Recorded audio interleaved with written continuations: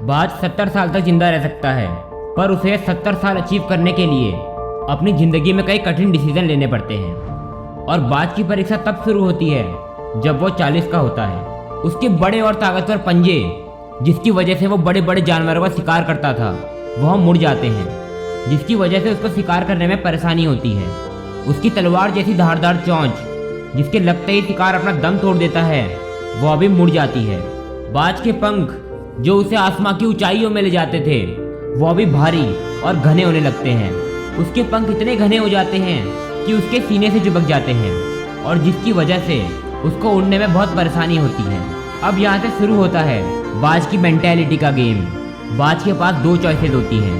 पहला, कि वह अपनी परिस्थितियों को स्वीकार कर 40 की उम्र में ही अपने प्राण त्याग दे, और दूसरी चॉइस होती है कि वह एक दर्द भरे रास्ते से होते हुए अपने आप को बदल दे। और आप सभी को बाज की मानसिकता के बारे में तो पता ही होगा, और आपने बिल्कुल सही सोचा, वह दूसरा ऑप्शन चूज करती है, दर्द भरे रास्ते से होते हुए अपने आप को बदलना।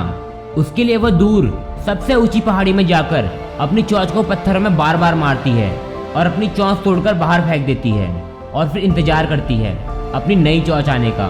और जैसे ही उसकी चोंच पहले जितनी तेज और धारदार हो जाती है, फिर वो अपने पंजों को तोड़ देती है, क्योंकि बाज को भी पता है यह दर्द भरा रास्ता उसको उसकी मंजिल तक तो पहुंचाएगा ही, पर उसकी ज़िंदगी भी बदल के रख देगा।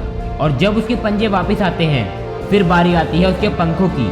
वह अपने सारे पुराने पंख निकाल देती है और अपने नए पंख आने का इंतजार करती है, और उसका यह इंतजार उसे दोबारा जवान बना देता है। अपने नर्म मुलायम पंखों से वह दोबारा उड़ान भरती है और अपने शिकार पर निकलती है। इसलिए मैं आपसे भी कह रहा हूँ, समय के साथ साथ बदलना सीखो, फिर चाहे बदलने में आपको कितना ही दर्द सहना पड़े, क्योंकि यह दर्द ही है जो तुम्हें पहले से ज़्यादा मजबूत और ताकतवर बनाएगा।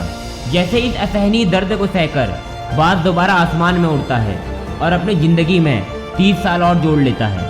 इसलिए बदलाव लाना जरूरी है। इस दुनिया में जिंदा रहने के लिए और सरवाइव करने के लिए तुम्हें अपनी लाइफ में बदलाव लाना पड़ेगा, अपना रूटीन चेंज करना पड़ेगा। देखो अपने आप को, तुमसे गलती कहाँ हो रही है और उसको सुधारो।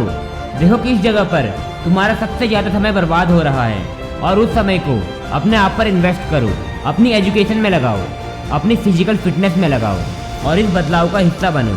ठीक बाज की तरह हमें भी अपने आप को बदलना होगा।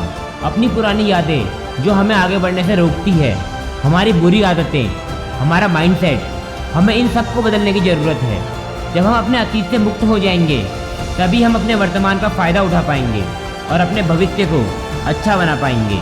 और अपने उज्जवल भविष्य के रास्ते पर चलने के लिए अपनी पुरानी बेकार यादों को भूल जाओ, अपनी बुरी आदतों को भूल जाओ, अपने पुराने बिलीफ सिस्टम को भूल जाओ, अपने माइंड की एनर्जी को एक्सपेंड करो और बाज की तरह आसमान में उड़ान भरो।